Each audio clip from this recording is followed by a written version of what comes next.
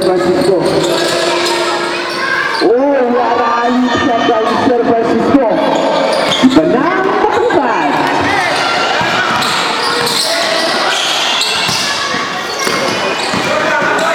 Roman, hinihigay Roman. Oh, ang gandang bisa yan.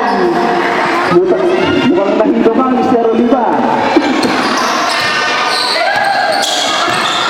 Roman. Mr. Francisco.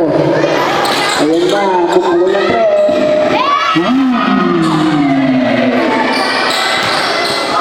Score natin, 57-48. Last 40 seconds.